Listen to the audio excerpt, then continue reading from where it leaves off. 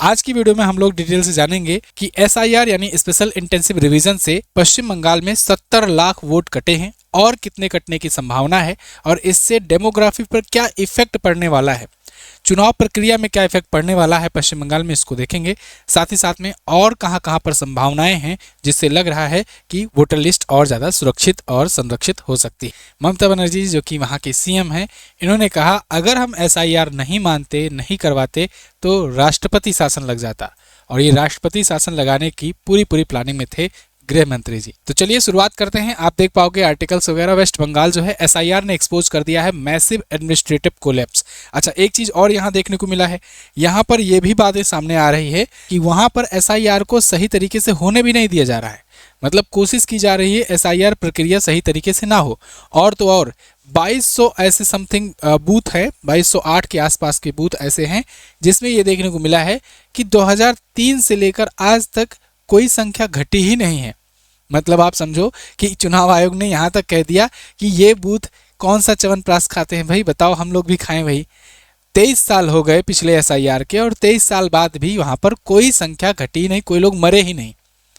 तो अब इन बूथों की अच्छे तरीके से फिर से जांच करने के आदेश हैं। इसके अलावा बहुत सारे BLOs पर ये भी लग रहे हैं कि वो दबाव में हैं बहुत ज़्यादा सरकार के, क्योंकि अल्टीमेटली BLO कोई चुनाव आयोग का अधिकारी नहीं होता है। BLO जो बनाए जाते हैं वो लेखपाल हो गए या जो BDO हो गए या फिर जो आंगनबाड़ी कार्यकर्ता हो गई, आशा कार्यकर्ता हो गई, टीचर्स हो गए स्कूलों के, यही सब BLO बनाए जाते हैं। तो ये स्टेट गवर्नमेंट के ऑफिशियल होते हैं, अधिकारी होते हैं। तो स्टेट गवर्नमेंट का ही कंट्रोल रहता है भाई, उनको सैलरी वगैरह तो स्टेट गवर्नमेंट ही देगी, केवल चुनाव प्रक्रिया तक वो चुनाव आयोग के कर्मचारी हैं। तो आरोप ये लग रहे हैं कि इन अधिकारियों पर दबाव बनाया जा रहा है गवर्नमेंट के द्वारा, और दबाव बनाकर ये कहा जा रहा है कि नाम न काटो, जैसी लिस्ट है वैसे ही रहने दो। तो इस सब चीज़ों को देखेंगे। इसी बीच इनका एक बड़ा बयान आया ममता बनर्जी का कि SIR जो है ये अमित शाह की चाल है, अगर हमारी सरकार इसे नहीं मानती तो पश्चिम बंगाल में राष्ट्रपति शासन लगाने की तैयारी थी, यानी अनुच्छेद 356 लगाने की तैयारी थी, जिसके तहत सरकार वहां पर गिरा दी जाती, विधानसभा भंग हो जाती और राज्यपाल के हाथों में पावर आ जाती।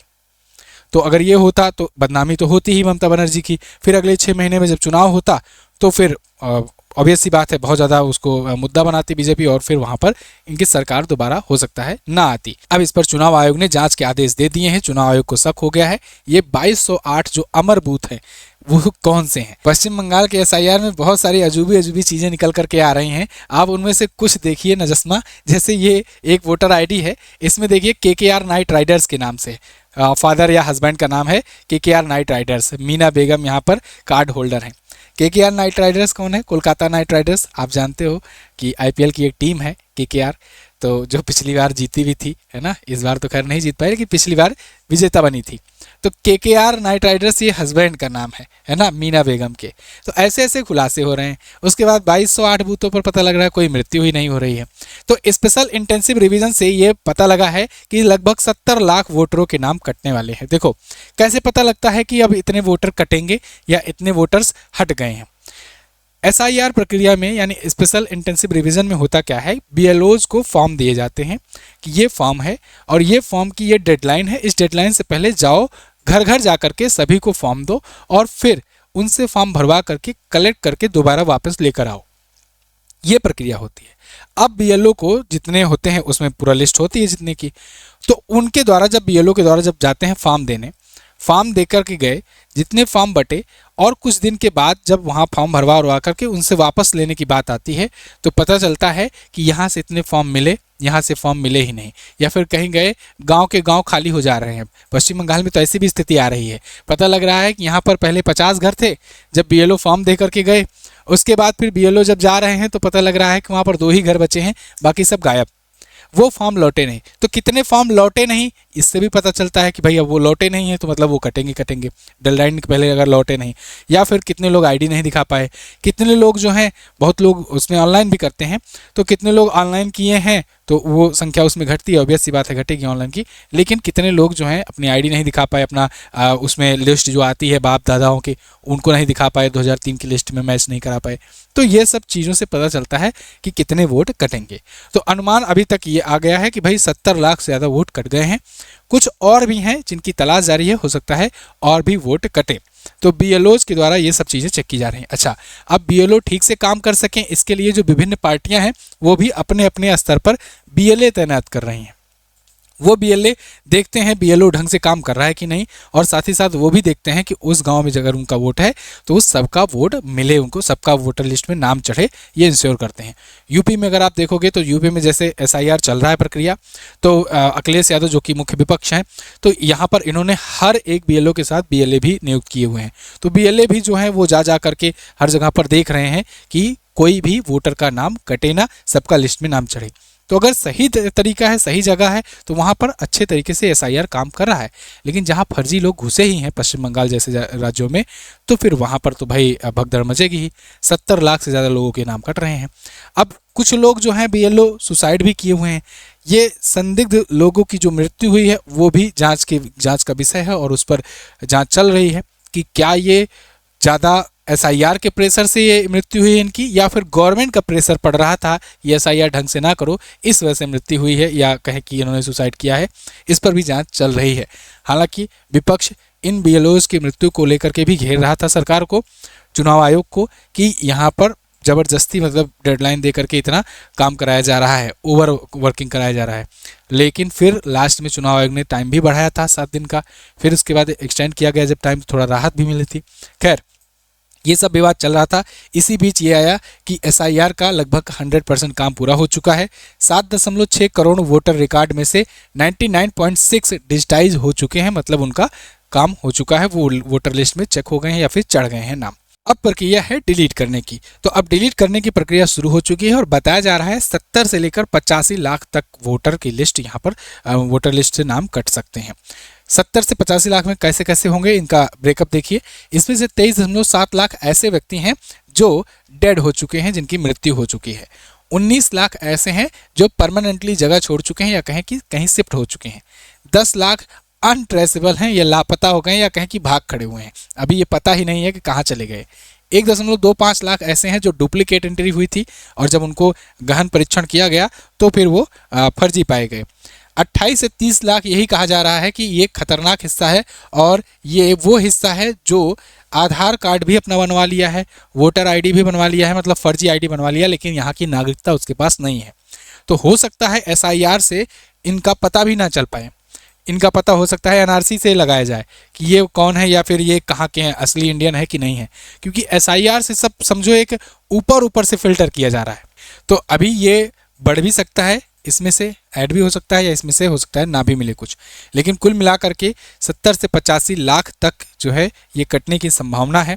और इससे आप समझ सकते हो कितना बड़ा इफेक्ट पड़ेगा पश्चिम बंगाल की राजनीति में। ये वो वोटर थे जो या तो ममता बनर्जी को वोट देते थे, या तो जो कम्युनिस्ट पार्टी थी उसको वोट देते थे, मतलब बीजेपी को तो वोट नहीं मिलता था इसका। तो अब यहाँ पर गवर्नमेंट भी एक्सपोज हो रही है पश्चिम बंगाल की, कि देखो कैसे ये दबाव बना रहे थे, और बनाते बनाते 2200 से ज़्यादा बूथों पर ये दबाव बना ले गए थे अपने बीएलओ पर, कि वहाँ पर जैसा है वैसा ही रहने दो, कोई नाम काटो मत। तो कुल मिलाकर के डीएम को ये आदेश दिए गए हैं कि जितने बीएलओज हैं वो क्या प्रक्रिया किए हैं उसको भी दोबारा से जांच किया जाए, क्रॉस एग्जामिन करने का यहाँ पर आदेश दिया गया है। अब थोड़ा सा पॉलिटिकल इम्पैक्ट देखते हैं कि क्या इसका इम्पैक्ट पड़ेगा आने वाले विधानसभा चुनाव में पश्चिम बंगाल में, जो अगले साल होने वाला है। 2021 का चुनावी आंकड़ा पहले देखते हैं। 2021 में क्या हुआ था, टीएमसी यानी तृणमूल कांग्रेस, जो कि ममता बनर्जी की पार्टी है, उसको 48% वोट शेयर मिले थे, यानी 215 सीटें आई थी टोटल। और बीजेपी पार्टी दूसरी सबसे बड़ी पार्टी बनकर निकली थी, 38% वोट शेयर इसके थे, लेकिन सीटें इसकी मात्र 77 आई थी। मतलब बहुत सारी सीटें ऐसी थी जहां पर बहुत कम अंतर था, बहुत कम मार्जिन से वहां पर जीता गया था, बहुत कम अंतर से बीजेपी हारी थी। 100+ सीटें ऐसी थी जहां जीत का मार्जिन सिर्फ 5 से 10% था। 10% वोटर ही गायब हो रहे हैं अब टोटल, क्योंकि 70 लाख, आप सोचो 7.6 करोड़ है, उनमें से 70 से 80 लाख जब गायब हो रहे हैं तो मतलब 10% वोट गायब हो रहे हैं। अब वही 10% का जो अंतर था वो अंतर समझ लो गायब हो रहा है एक प्रकार से। तो मुकाबला कांटे का होने वाला है। और ये सब ज़्यादातर बॉर्डर एरिया के थे, वहाँ पर पश्चिम बंगाल का जो बांग्लादेश से बॉर्डर लगता है वहाँ पर। तो लगभग 100 से ज़्यादा सीटों पर असर इसका पड़ने वाला है। बिहार में आपने देखा था कि बिहार में 68.6 लाख नाम कटे थे, और टोटल अगर ओवरऑल हटा दिया जाए जोड़ने के बाद भी तो 65 लाख से ज़्यादा जो है नाम कटे गए थे। और इसके बाद नतीजा क्या हुआ आपके सामने था। हालांकि ये कहा जा रहा है कि पश्चिम बंगाल में don't underestimate the power of Mamata Didi, लेकिन फिर भी इस बार जब ये झटका लगा है तो कहीं ना कहीं तो अच्छा, एक चीज़ और, अब इसी बीच और एक झटका लगा है। ये अभी आपने देखा कि हुमायूं कबीर, इन्होंने बाबरी मस्जिद को लेकर के जब एक्शन शुरू किया, बाबरी मस्जिद बनवाने के लिए फंड वगैरह इकट्ठा कराना शुरू किया 6 दिसंबर को, तो ममता बनर्जी ने इनको वहाँ से निकाल दिया पार्टी से। तो पार्टी से जब इनको निकाल दिया गया तो उससे मुस्लिम कम्युनिटी इनसे नाराज हो गई। उन्होंने खुल करके विरोध करना शुरू कर दिया ममता दीदी को कि भाई क्यों निकाल दिए हमारे लीडर को, हमारे नेता को, अब हम इसका रिएक्शन दिखाएंगे। तो हो सकता है मतलब कई मोर्चे से ममता दीदी को घेरने का प्रयास किया जा रहा है। अब वो प्रयास कितना सफल होगा कितना नहीं, ये तो वक्त बताएगा। आपको क्या लगता है, आप लोग कमेंट करके बताइए। यहाँ ममता दीदी कह रही हैं कि बंगाल छूओगे तो देश हिला दूंगी, खेला होवे। अमित शाह कह रहे हैं कि बंगाल हो या तमिलनाडु, घुसपैठियों को निकाल कर रहेंगे। पश्चिम बंगाल का पॉलिटिकल नक्शा पूरी तरीके से बदल सकता है 2026 में। देखना होगा कि 16 दिसंबर को जब ड्राफ्ट लिस्ट आएगी फाइनल में, तो कितने लोग अब आते हैं हियरिंग में। हियरिंग में मतलब कि जिनका नाम कटा है उनको मौका दिया जाता है कुछ दिन का कि आओ और अपना क्लेम करो कि हाँ तुम यहाँ के नागरिक हो और तुम्हारा नाम होना चाहिए, लेकिन तुम्हारा नाम कट गया है। वो मौका दिया जाता है। जैसे बिहार में दिया गया था, 65 लाख लोगों में सिर्फ 5 लोग क्लेम करने आए थे, 5 लोग 65 लाख में। तो आप समझ सकते हैं SIR कितना बड़ा जो है ज़रूरी है कदम है चुनाव आयोग का। खैर, इस वीडियो पर, इस मुद्दे पर आपकी क्या राय है, आप लोग कमेंट करके ज़रूर बताइएगा। क्या पश्चिम बंगाल में जो SIR हुआ है ये चुनाव आयोग का एक अच्छा कदम था, बेहतर कदम था, या फिर ये एक महज चुनावी गणित था और चुनाव में वोट काटने के लिए यहाँ पर ऐसा किया गया, कदम उठाया गया विधानसभा चुनाव के ठीक पहले? आप कमेंट करके अपनी राय जरूर बताइएगा। और जाते जाते ये 1 मिनट का आप वीडियो जरूर देखिए। अपनी ई बुक आई हुई है ब्रह्मास्त्र करंट अफेयर की वार्षिकांक, जो साल भर का कंटेंट होता है।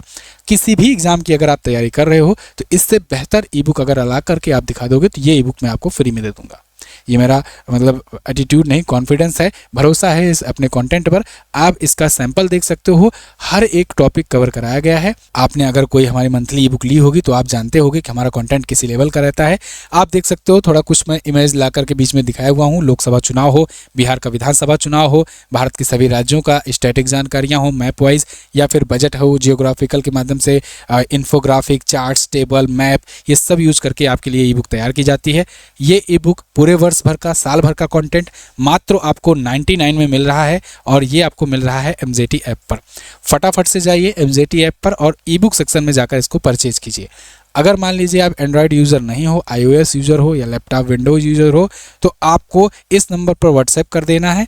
आपके पास ई बुक भेज दी जाएगी UPI पेमेंट के बाद 7235939467। इस पर आप व्हाट्सएप करेंगे तो UPI के जरिए भी आप ले सकते हैं। Thank you so much. मिलेंगे अगली क्लास में, अगली वीडियो में। तब तक के लिए नमस्कार, जय हिंद, वंदे मातरम।